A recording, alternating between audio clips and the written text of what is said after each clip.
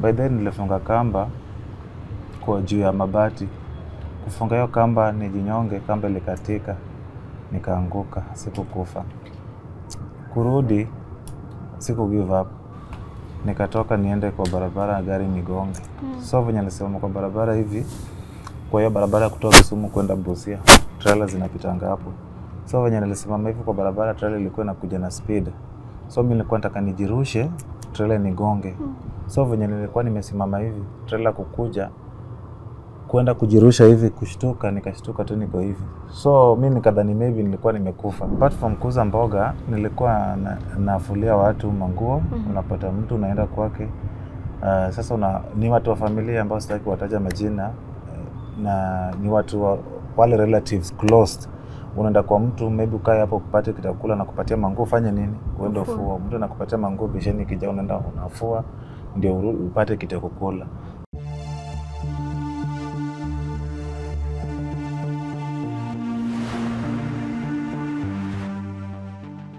Men go through a lot, but very few speak up even when depression kicks in. It is an African, they say. Men do not show emotions, they say.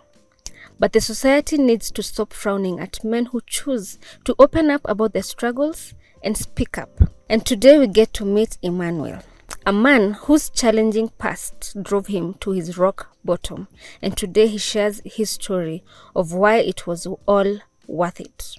Welcome to today's episode of My Story. My name is Yvonne Kawera and this is Emmanuel's story.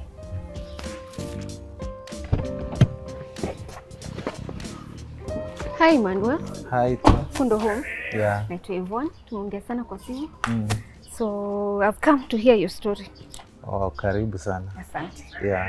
So in short, unaweza niambia kule umetoka, majina yako yote. Let people know Emmanuel. Okay, mimi naitwa Emmanuel Dennis Wanyango, na jina ambayo imejulikana sana ni Emmanuel Dennis Wood Sayun. Mimi nimezaliwa kule Siaya County, sehemu inaitwa Sega Ugambe. Hapo ndo nimezaliwa. Na nimegrow huko na from class 1 to class 8. Nilipomaliza nilikuja huko Nairobi kujoin high school. Yeah. Life imekuaje kugrow up, kujaribu kwenda shule, all of that? Venye nimegrow,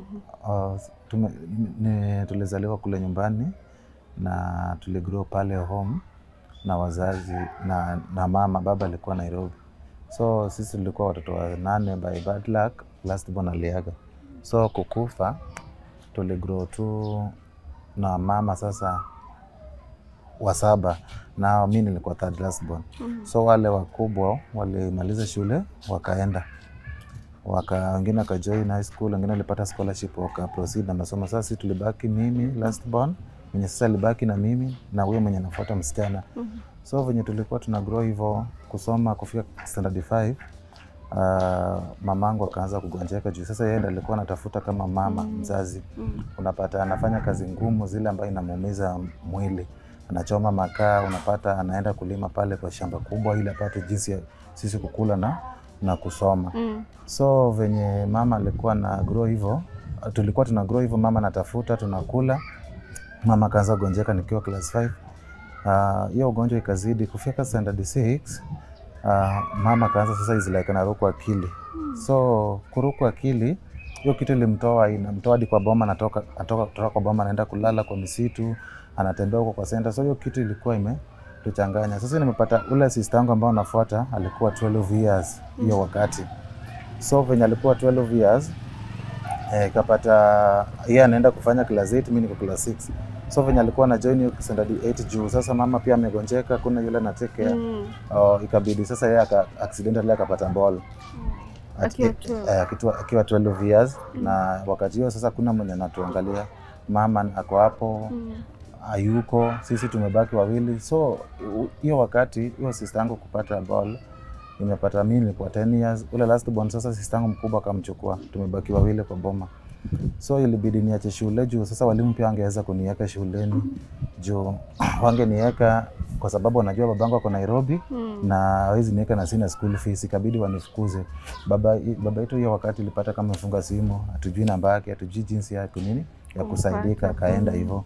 So tuliteseka home, tuliteseka sana. ikabidi sasa nianze kutafuta jinsi ya kulisha sister yangu mwenye sasa kuna ball. Natafuta, nachoma makaa, nauza mboga ili tukule. So hiyo wakati nilikuwa naenda kuuza mboga na nachuna zile ambazo zimemea peke yake pale kwa misitu. So wakati nimeshachuna nakuja nayo, naenda nayo kwa center, natembea kwa mlango wa watu, naambia, nabisha, namsalimia habari yako, unaweza taka mboga, wengine wananifukuza, wengine wanakubali. So kuna wakati nilikuwa nauza mboga, nikaingia kwa ploti fulani. Mama akaanza kupiga kelele, akaanza kupiga nduru ati mwizi, watu wakatokeleza. Watu kutoka bila kuuliza ni nini imefanyika, wakaanza tu kunipiga. So walinipiga, wakaniumiza. Mwingine alikuja akanipiga hapa. So naona alinipiga kifua, na mwingine akanipiga hapa kichwa. Hadi wa leo sasa nikinyoa nywele hapo utapata alama ziko.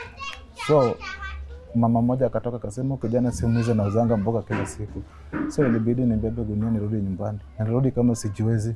Juu hakuna sasa mwenye ningeenda kumkimbilia juu watu wa familia wote walitoroka wakati mamangu amegonjeka.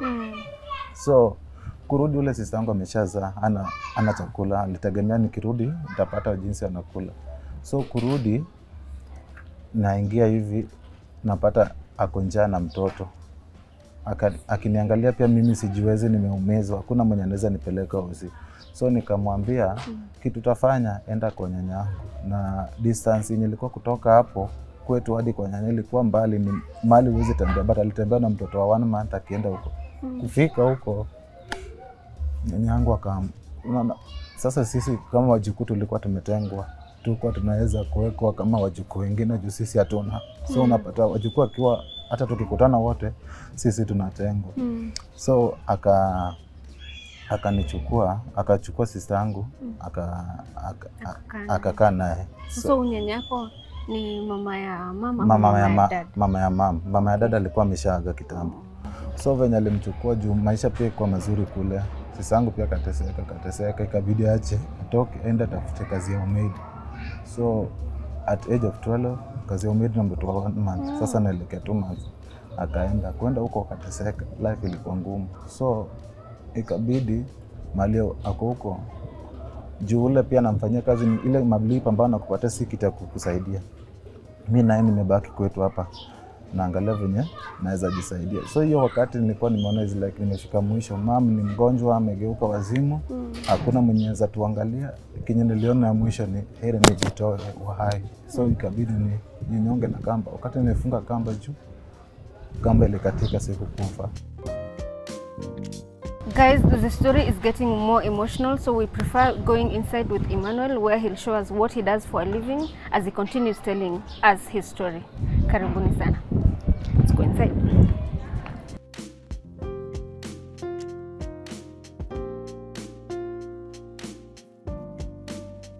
Okay, sasa nikiwa nyumbani huku ndio nakuja kufanya kazi zangu. Sometimes huwa naumwa na kifua ama kichwa. Okay. So huku ndio huwa nakuja juu hivyo yenye nilipiga, unajua sasa hiyo shida inanisumbua kila mahali. So hizo times sijaenda kazini na kuja kufanya kazi zangu huko. Yeah. Na hizi ni whatever products za customers? Hizi ni za customers. Okay. Zenye huwa nafanya kwa nyumba. Yeah. Hii ndio mashine natumianga. Na pia unaona venye imezeeka sana. Sometimes huwa inanisumbua, inakatika, inavunjika. Na hii ndio tunatafuta nayo unga jinsi ya kuishi hapa Nairobi. Okay. Yeah. Alright. Na wakati unafanya hizi kazi, customers wako ni referral ama ni like how do you market? Una marketaji job yako? Watu wanajuaje about wewe? Mostly huwa na market kwa Facebook. Niko na page hapo inajiita J Zion Fashion. Fashion shop. So huko ndio huwa nafanya na napata customers wengine wanatoka kule Kisumu, Mombasa. Wengine wanatoka sehemu tofauti, tuna communicate pale na nafanyia kazi yao. Okay. Yeah. Kazi zingine zile ulikuwa ukifanya wakati ulikuwa kule, ulikuwa unajaribu kutafuta food ya dadako na mtoto wake. Ulisema ni sister yako mkubwa?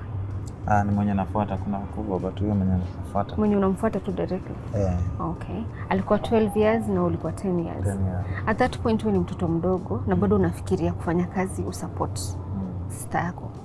Mamako wakati huu alikuwa ameenda hospitali ama alikuwa? Ilifika wakati sasa amechukuliwa, wanajaribu nayo kama anaweza pona. Okay. Yeah. Akapelekwa hospitali ya wapi? Alikuwa amepelekwa, unajua watu walitembea ndio si wanakapima kuna ugonjwa ulipatikana, so akapelekwa kwa hawa waombezi. Waone kama shida inaweza kuwa ni nini, but ilishindikana sana. Ikafika situation nyanya yangu akaambia nani, akatuambia sasa chukueni mama yenu juu tumeona imefika mwisho, huyu aone kama nenda kupona. Na hiyo sasa imepata kama niko tu pale home peke yangu. So ilifika wakati imefika mwisho, mimi naona tu heri nijitoe uhai nikufe. So hiyo wakati nilikuwa na hapo tu kwa boma venye nakwambia nilikuwa nauza mboga, nimeshapigwa saa hizo niko na uchungu kwa kifua hii side hapa. Ilikuwa venye huyo jamali nikanyaga hapa, mwingine akanipiga kichwa. So ilipata kama bado niko na maumivu. So hapo mama mwingine akaniambia, Emmanuel, kenye naweza saidia boma yenu ama nyumba yenu ni Mungu. Kwa hiyo miaka unaona ni bado niko mtoto, sijui ukiniambia Mungu anaweza kusaidia, sasa sijui anakusaidia kivipi na anaweza kuokoa kivipi. So na vitu kama hizo. Kazi gani zingine ulikuwa unafanya other than kuuza mboga? Apart from kuuza mboga, nilikuwa nafulia watu manguo. Unapata mtu unaenda kwake. Sasa ni watu wa familia ambao sitaki kuwataja majina, na ni watu wale relatives close. Unaenda kwa mtu, maybe ukae hapo kupata kitakula na kupatia manguo, fanye nini? Uende ufua. Mtu anakupatia manguo, bisheni kija unaenda unafua ndio upate kitakula. So kuna wakati nikisha join high school, nilikuwa nimefukuza school fees, sina mahali pa kuenda. Sasa is like naona tu nimefika mwisho. Nikaenda kwa relative yangu mmoja kukaa na yeye. Sasa kanipatia mtoto wake, is like mimi ndio sasa kama maid. Nakaa na huyu mtoto namfulia manguo hadi manguo zake. So nilikuwa nafanya tu hiyo kazi ili nipate kitu ya kukula. Alafu maisha ikaendelea vipi mpaka ukafika sasa umeona umefika mwisho? So nini ilikusukuma yani ufike mahali useme sasa imekuwa too much? Kenye nilifanya nione kama nataka kujiua, nilipoambia baba yetu alituacha. Mama ni mgonjwa, amekuwa mgonjwa sasa jiwezi. Sister yangu ile nimekuambia ametoka pale kwa boma ameenda kutafuta kazi umeida na mtoto mdogo. So mimi naona kama sasa kitu nafanya kwa maisha hakuna uzuri yenye naona. Sasa kitu naweza fanya mimi mwenyewe ni kujitoa uhai, nikufe nitoke. So nikajaribu, by then nilifunga kamba kwa juu ya mabati. Kufunga hiyo kamba nijinyonge, kamba ilikatika, nikaanguka, sikukufa. Kurudi siku give up. Nikatoka niende kwa barabara, gari nigonge. So venye nilisema kwa barabara hivi, kwa hiyo barabara kutoka Kisumu kwenda Busia, trailer zinapitanga hapo. So venye nilisimama hivi kwa barabara, trailer ilikuwa inakuja na speed. So mimi nilikuwa nataka nijirushe, trailer nigonge. So venye nilikuwa nimesimama hivi, trailer kukuja kwenda kujirusha hivi, kushtuka, nikashtuka tu niko hivi. So mimi nikadhani maybe nilikuwa nimekufa. Juu mtu akikufa wanasemanga is like haujisikii. Na juu mimi nilijua nimeshajirusha kwa barabara. So nikaona is like kwani nimekufa ama ni nini? Kitu kama hiyo. So kurudi kwa bomu nikiongelesha watu na watu wananijibu. Kutana mtu kwa barabara. Nini ili happen? Kitu naweza sema ni Mungu maybe alikuwa na sababu kwa nini ameniacha nisijiue. Alikuwa na sababu yake. So ukarudi kwa bomu? Nikarudi, nikakaa hapo. So ndio huyo mama nilikuwa nakwambia alikuwa anapita akaniambia kenye naweza saidia boma yenu ni Mungu. Sasa nakwambia ni Mungu, juu Mungu utaenda aje. So akanichukua akanipeleka kanisani, kwenda huko nakaa tu. Watu wakihubiri mimi nakaa tu, juu sijui hata kuomba ni nini. Hiyo mambo ya maombi nilikuwa mdogo. Unajua ukiwa 10 years hakuna kitu naelewa hata kuhusu maombi. Hata kitu tunaanza juu watu walikuwa naomba kilia. Sasa nitaanza kulilia Mungu nini? Watu wakilia mimi nalia tu ile uchungu, venye naenda kurudi kulala njaa, nimefukuza school fees, niko hapo kwa boma. So nilikuwa nalia tu ile uchungu ambao napitia, but sijui kulilia Mungu. So huyu mama nilikuwa nambebea mtoto, tukienda hizo ushirika za weekdays nambebea mtoi. Nipate kitu kula. Unajua pale ukienda hizo ushirika za katikati ya wiki unapata chai na githeri unakula, hiyo unarudi unalala nayo. So nilikuwa naendelea tu hivyo. But watu unajua watu wa familia wakati mnateseka hivyo wanachukua advantage. Vitu za mamangu zilichukuliwa zote na watu wa familia. Venye sasa aligonjeka hivyo alizichukuliwa. Hao ni relatives wa mama ama ni relatives wa dad wenye kuja vitu? Watu wa boma. Walichukua vitu zinachukuliwa, hakuna kitu mtasema. Yeah. Tu ni watoto. Sisi ni watoto, hakuna kitu tungesema. So ikafika nilifika mwisho sister mamangu mwingine alikuwa amestay kwa town inaitwa Yala. So alirudi kwa boma kupiga boma. Na mahali alioleka na mahali mamangu alioleka ilikuwa karibu. Ikabidi nikimbie kwake nikamwambia mama, juu saa hii mama yuko nyumbani na sisangu pia ameenda kufanya kazi ya maid. Mimi naona tu nikae nawe hapa nirudishe shule. Akaniambia nitaona hiyo mambo. So venye aliniambia hivyo, but niliinsist tu juu nilikuwa nataka nirudi shule. Niliacha shule class 6. Nilikuwa nataka nirudi. Venye aliona nimeinsist alinirudisha. Na kwa hiyo boma ambapo kwa hiyo nyumba yake watoto walikuwa wengi ambao pia anawasaidia. Na mimi nilitaka tu nimalize shule. Unaelewa tu mahali pia si kwenyu na umekaribishwa na mambo inakuanga mengi. So venye nilikaa naye hapo, mume wake hawezi, walimpiga wakamvunja mkono. So naenda alikuwa anatafuta, unajua sister mamangu hakuna kazi anafanya. Yeye ako tu hapo kwa boma. So ule mwenye ana provide amevunjwa mkono. Watoto wako hapo wengi, wewe pia uko hapo na wale ambao rika yako tu ambao mko the same class wako tu hapo. So life ilikuwa ngumu hapo pia, mambo yalikuwa magumu. So ikabidi tena nirudi kwa ile kuuza mboga. So alikuwa ananituma naenda kuuza mboga. So kuna wakati nilikuwa nimeenda kununua mboga ng'ambo ingine huko. Na hiyo siku ilikuwa nimetoka shule nikapitia. Kurudi hivi mvua ilikuwa imenyesha. Na kulikuwa na daraja ile ambao. Kufika hapo kwa daraja nilislide na mboga nikaanguka kwa maji. Na bahati nzuri kuna mama mwingine alikuwa kwa shamba huko. Akaniona ndiye alikimbia akakuja akanisaidia. But nilikuwa siku give up. Nilikuwa naenda kuuza mboga kwa center na later tunakula tupate kitu kukula kwa boma. Yeah. Venye nilimaliza shule class 8 ilibidi nikuje Nairobi. Sasa hapo ndio nilikuwa nakuja kukutana na babangu. Kwa hizo miaka zote sikuwa nimemuona, nimemjua. Nikakuja nikakutana naye. Nilipata sasa kama wale ndugu zangu wakubwa wengine wamemaliza university bado hawajapata kazi. Wakatafuta pesa kidogo wakaniingiza high school. So venye niliingia high school mambo haikuwa rahisi. Niliteseka. Saa zingine unapata uko class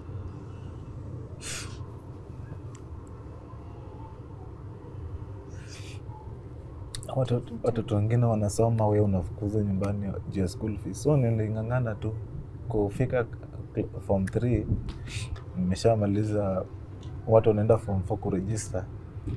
Mimi nikafukuzwa nikanyang'anywa pepa. Wakaniambia siwe hizi ni register juu niko na fee balance mingi na kuna wengine walikuwa na fee balance kuniliko. So mimi nikarudishwa nyumbani nikajiuliza mbona ni mimi nisome hizo miaka zote kufika form 3 nifuzwe wakati nafaa ni join form 4.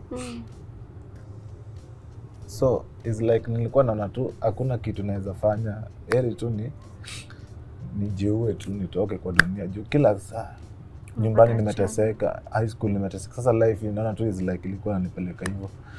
But nilitoka tu kwa nyumba juu ilipata babangu saa hizo anashughulikia wale watoto wengine. Unapata mimi niko hapo wananiacha. Nikavaa tu nguo nikaenda kutafuta hizi private school hizi ndogo ndogo. Venye nilifika huko nikaongea na huyo principal, but alikubali nikajoin hapo, nikaregister form 4 na nikafanya mtihani nikamaliza. Kumaliza ndio nikasema nataka nianze kufanya fashion and design. Sasa pia mimi nijitegemee kimaisha. Kweli. Ndio nikaanza hapo. Nani alikutrain hii fashion and design? Fashion and design. Kuna mama tulikuwa tunaomba naye. So wakati babangu ameenda kazi nilikuwa natoka naenda kukaa naye hapo. So nikamwambia nataka nijifunze kazi na sina pesa. So alikuwa ananifunza. Mimi kazi nilikuwa nafanya hapo, nampigia dasta na nituma kununua vitu kwa soko market namfanyia. Na kila kitu nafanya hapo ili nijue kazi. So wakati nilianza kujua tu naona venye nakata nafanya, nikajua tu kazi mimi mwenyewe. Nikasema nikaanza kutafuta kidogo kidogo niende nijifunze sasa kitu inaitwa designing. Yeah. Kwa hivyo unaenda college ya kujifunza design? Hiyo umejifunza tu mwenyewe tu? Nilikuwa najifunzia mwenyewe, but zingine nilikuwa naenda pale, unajua kuna wale wamesoma hiyo kazi, unaenda unakaa nao, but yangu is like a talent. Juu mimi hata venye nilikuwa nakaa na huyo mama, kuna siku yenye aliniambia hii inafanywa hivi, hii inafanywa hivi. Mimi nilikuwa naangalia tu, saa zingine zingine na fix tu kama za men zenye nafanya, mimi sikuisoma, niliona tu hivyo na nikafanya. Yeah. Okay. So umekuwa ukifanya kazi kwa muda gani? Kwa saa hii inaweza kuwa kuanzia 2018, 2017. Okay. Hadi saa hii is like 5 years. Yeah. Unaweza sema hiyo ndio imekuwa sasa ikikulisha ama kuna kazi nyingine unafanya? Hii ndio imekuwa nikinilisha. Nang'ang'ana nayo, na pia uimbaji nafanya kidogo kidogo tu, nikipata missions naenda. Wengine wanaita kwa crusade. Yeah. So kwa uimbaji unaweza tuelezea kama umerekodi nyimbo na Wakenya wanaweza kupata wapi hizo nyimbo? Kwa uimbaji nilianza kuimba nikiwa high school, by the way. Walimu walinisupport hapo kidogo kidogo, nikaanza kuimba. Venye nilimaliza tu high school hivyo, nikaendelea tu na uimbaji. Na sasa nina nyimbo nyingi. Ukienda pale YouTube utafute Emmanuel Ward Sayun ama Emmanuel Dennis Ward Sayun, utapata nyimbo zangu mahali pale. Nimeimba nyimbo nyingi pale. Yeah. Okay. YouTube. Unaweza tuimbia kwa wimbo kimoja kenye kana kufurahisha roho, kana kuguza unasikia? Kuna wimbo ambao Mungu alinipatia nikiwa nateseka sana, naona nime-give up, ambao wakati nilikuwa nimefungiwa sasa nyumba, nimeona sasa kuna kazi imeanguka, biashara imeanguka. Hiyo wimbo naimba hivi: usinyamaze Mungu, sema neno. Usinyamaze Baba, sema neno. Usinyamaze Mungu, sema neno. Usinyamaze Baba, sema neno. Ni neno lako moja tu ndio nangoja. Ni neno lako moja tu nami nipone. Ni neno lako moja tu ndio nangoja. Ni neno lako moja tu nami nipone. Usinyamaze Mungu, sema neno. Usinyamaze Baba, sema neno. Sasa hii nguo nataka nishoneshe. Hii side hapa hivi. Okay. Hapa ni side. Naishonesha. Mbona unakanyaga na mguu mmoja? Prison, unakanyaga na mguu mmoja? Nakanyaga na mguu mmoja. Juu unaona hii mashine yangu ni ndogo na mguu pia ni ndogo. So nikanyaga na mguu mbili, mashine takatika. Na unapata hii ndio sasa inaleta unga kwa nyumba. Kawaida mtu anafaa kufanya na mguu mbili? Inafaa kukanyaga na mguu mbili, lakini sasa unaona hii ni ndogo. Hii ni ya watu wadogo ama ladies. Sasa na mimi ni mwanaume, siwezi nikanyaga na mguu mbili. Ndivyo sasa nakanyaga na mguu mmoja hivi.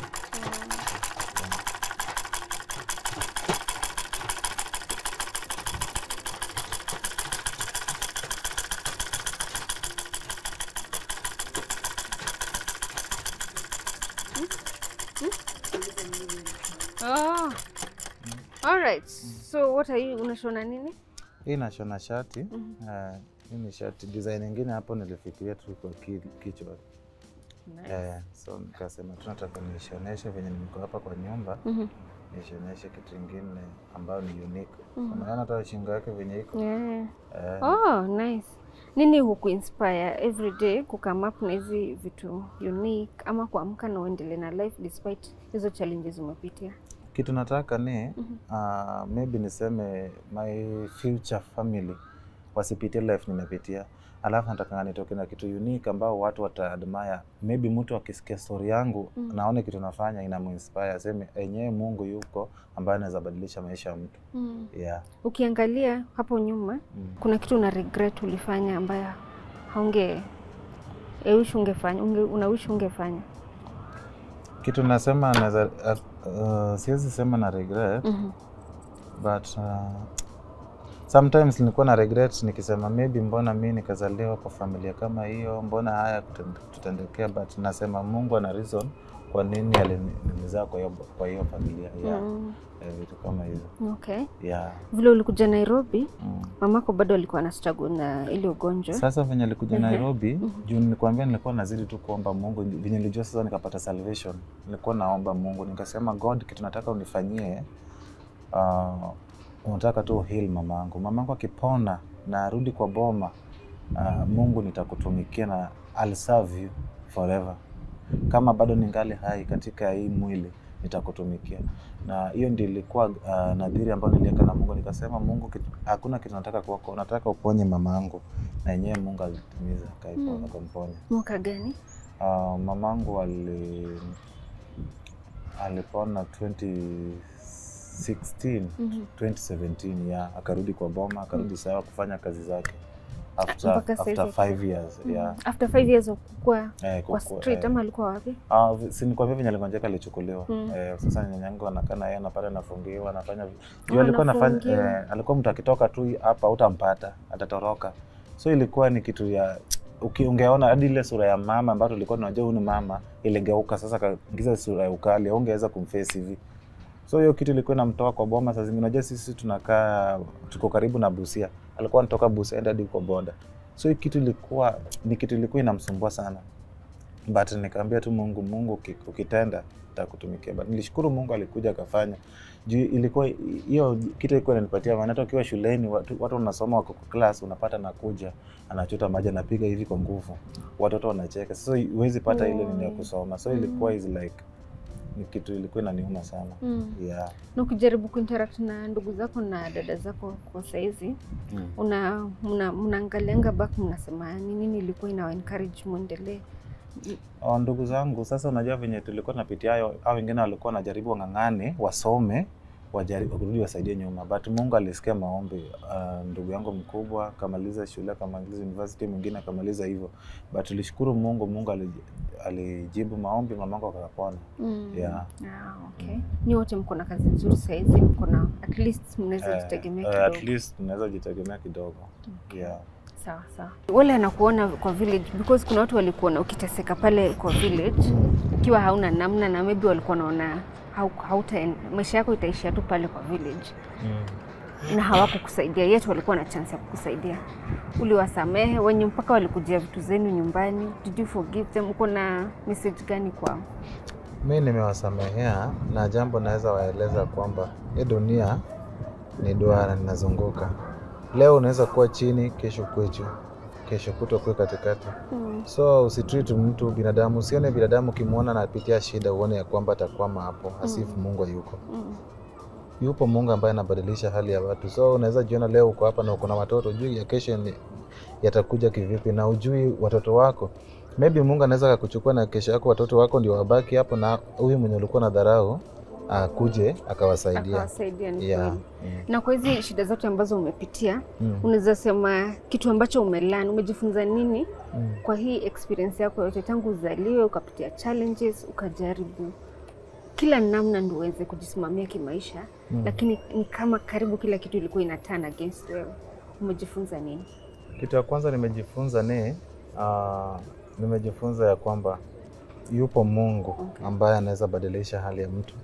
Na kitu ya pili nimejifunza kwamba dunia, ukiona umezaliwa mahali usidharau. Ukiona maybe umetoka kwa poor background ama maybe familia ijiwezi, usione ya kwamba hapo ndio mwisho. Mungu anaweza kukuinua na tena kuja ukabadilisha hiyo hali. Hapo ndio nimejifunza. Okay.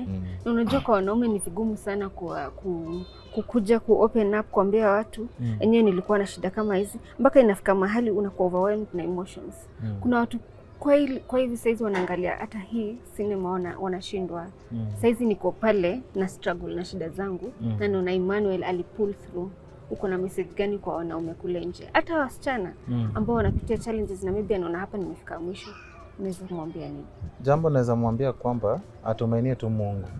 Na I believe tu hiyo situation is not a permanent. Iko na mahali itaisha. Na azidi tu kuomba Mungu, naamini tu kwa Mungu. Na asinyamaze. Unajua kuna vitu maybe niseme kama sio Mungu ningejitoa uhai, si ndio? Singekuepo leo, ningekuwa tu mimi, kulikuwa na mtu fulani anaitwa Emmanuel na alienda. So mimi kitu naweza sema, unaweza open up kwa watu, lakini kuna watu wengine, hata mimi nilikuwa naenda kwa watu naambia mtu, unajua tunapitia hivi na hivi, hakuna mwenye angeza kusikiza. Hata wale marafiki wa mamangu nilikuwa naenda kwa, hakuna mwenye angeza kutusikiza. So wewe tumenia tu Mungu, omba tu Mungu na uamini kwake hata kuacha. Na pia kujituma because nimeona vile kujituma ya tu. Haujafika yani umemaliza unaona mpaka masomo yamefika hapa haunyamazi. Unatafuta vile namna utajifunza ujitegemee. Yeah, true. Mimi nafanya nang'ang'ana, unajua mimi nafanya vitu mingi. Unapata na shona. Mimi nafanya vitu kama hizi beauty therapy. Kama maybe watu wanaenda video shooting, mimi huwa nafanya watu makeup. Oh, nice. Hizi za wedding huwa nazifanya. Na ng'ang'ana tu ili nipate kitu ya kukula. Mimi ni MC, mimi nafanya vitu mingi tu ni ili nijaribu kupata maisha yangu ikue at least kwa level lingine. So ujitume, usikae tu hapo. Mimi maybe ulisoma kazi niseme ya teaching na hujapata kazi. Usikae tu hapo ati juu sina. Jitume. Kama hiyo elimu haijaleta njia, tafuta njia nyingine yenye Mungu anaweza kusaidia nayo. Yeah. Okay. Na kwa ule Mkenya anaweza taka ku get in touch na wewe, maybe msaidie na kimawazo ama pia kusupport kwa music yako ama kwa hizi kazi unafanya, the design, makeup, wanaweza kupata wapi? Okay, wale ambao wanataka kunisupport ama na watakusupport aje? Ama kunifikia. Maybe kuna support yako nasema maybe kwa hiyo kitu nafanya. Ama umeona hiyo mashine yangu venye imezeeka hivyo nataka kunisupport ni wengine. By the way venye nilisema hapo nyuma, niliumianga kifua na sikupata treatment nzuri na nahitaji pesa kuenda scanning. Juu hapa kichwa sometimes ikikuja siwezi fanya kazi, ndipo unapata nafanya kazi kwa nyumba. Kama Mungu anaweza kuguza ili unisupport niende kwa niangalie shida ilikuwa nini. Juu venye niligongwa na machupa hapa ile niumiza sometimes ikinieka chini siwezi fanya kitu. Ile kunapata unaumwa na kichwa kabisa. Na unasikia hii nikana inataka kutoka. So, ikianza ama kifua inianze hapa, unajua venye niliumiza hakuna mwenye alinipeleka hosi. So hiyo kitu ilikuwa hapo, kwa inaniuma kila mara. So kama unataka kunifikia maybe unaweza chukua namba yangu ni 0745 222 492 0745 222 22 mara 3 alafu 492. Okay. Ama unaweza nipata pale Facebook najiita Eve Emmanuel Dennis Ward Sayun. YouTube pia naitwa Emmanuel Dennis Ward Sayun, utanipata mahali pale. Subscribe channel yangu ama uniite kwenye mkutano kama wewe ni pastor maybe kwa events zako nakuja na perform juu niko na timu yangu. Nakuja tuna perform hapa ama tuna minister. Kwa hiyo muziki yangu ikuwe muziki ambao naweza fikia watu. Juu niko na plan ya kupeleka kitu inaitwa Usinyamaze concert kule nyumbani pale Ushago. Ili watoto ambao wale ambao wanatoka chini unapata wengine wajiwezi. Mwingine maybe kuna wengine wanatoka poor background ama wengine wanatoka kwa familia ambao wajiwezi. Na maybe anaona amegive up ama mwingine ametoka kwa hiyo life. Natamani nipeleke nini, unajua Ushago ndio hizo vitu zinafanyika. Hapa Nairobi at least unaweza toka nje upate kitu kule. So nataka niende huko ni preach gospel na nifanye hiyo kitu inaitwa charity work. Ya kusupport hao na wale wa mama wakongwe.